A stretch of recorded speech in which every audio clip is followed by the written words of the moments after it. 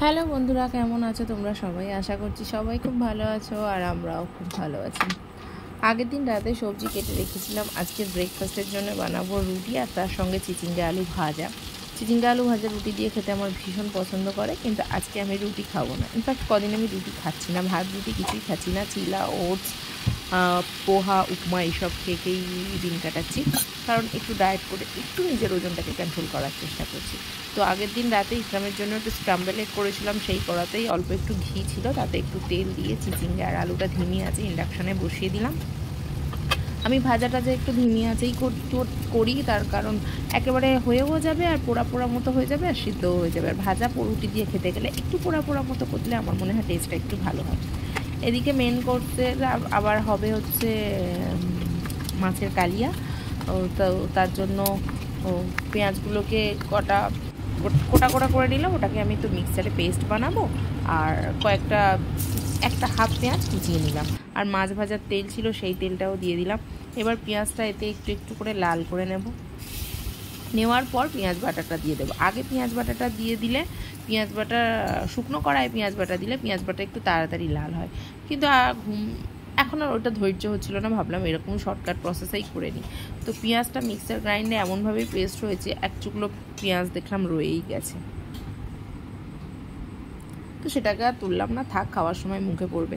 একটু নাড়াচাড়া করার পর মিক্সার গ্রাইন্ডারটা ধুয়ে দিয়ে দিলাম জল, আর সঙ্গে দিয়ে দিলাম রসুন বাটা। আমি মাছের তরকারিতে রসুন বাটাই ইউজ করি বা রসুনই ইউজ করি, আদা ব্যবহার করি না। পেঁয়াজের কাঁচা গন্ধটা যখন চলে যাবে, তারপর যথারীতি যেমন মশলা দেওয়া হয়, ঝাল, হলুদ, ধনে, জিরে। ঝালটা আমি একটু কম ব্যবহার করি, কিছু কিছু রান্না আমাদের রান্নায় ইকরামকে খাওয়াই, তো সেই জন্য দিয়ে দিলাম।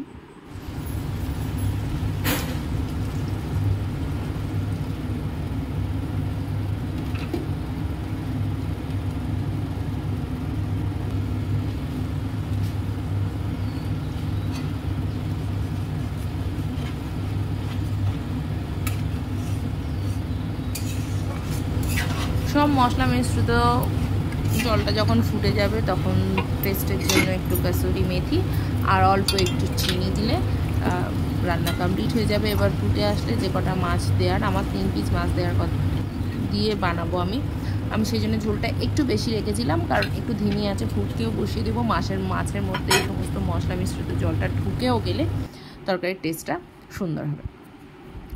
রান্না কমপ্লিট, আজকের মতো আমার রান্না কমপ্লিট। আবার হবে সেই সন্ধ্যেবেলা রাত। এবার চলে এসেছি নিজের জন্য সময় দিতে। রান্না বান্না কমপ্লিট করে চলে এলাম। ইকরাম এখনও ঘুমাচ্ছে, জানালাটা খুলে দিয়েছি। আর নিজের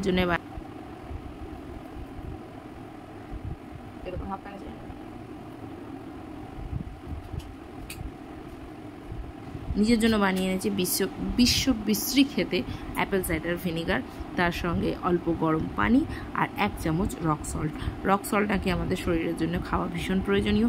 সেটা নিয়ে চলে এসেছি। মনে করলে আমি রান্নার সঙ্গে সঙ্গে এটা খেয়ে নিতে পারতাম বা পারি, কিন্তু না, এর টেস্টটা এতটাই বাজে যে আমার রান্নাবান্না সব ভুলভাল গুলিয়ে ফিরে সব একাকার হয়ে যাবে। তো জানালার ধারে বসে বসে অ্যাপেল সাইডার ভিনিগারটা খাওয়া কমপ্লিট হয়ে গেলে গ্লাসটাকে সাইডে রেখে ইকরামকে তুলবো। সাইডে রেখে এই জন্যই, কারণ সে ঘুম থেকে উঠেই ওইটা দেখতে পেয়ে আগে বলবে ওটা আমি নেব।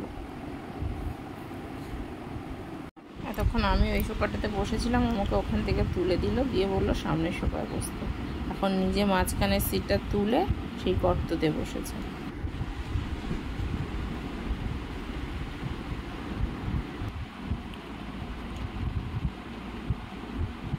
নানা রকম চিন্তা ভাবনা চলছে যে কিভাবে এগুলোকে উল্টো পাল্টা করা যায়। মানে ঠিক সাজানো আছে, ওটা পছন্দ হচ্ছে না, এবার ফেলে দেবে।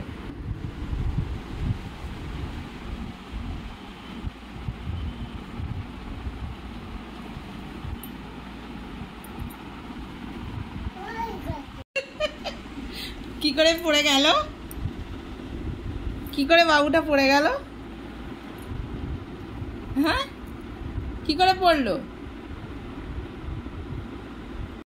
অনেক দুষ্টুমি করে বিধ্বস্ত হয়ে গেছে, এখন দুদুকে ঘুমিয়ে পড়েছে।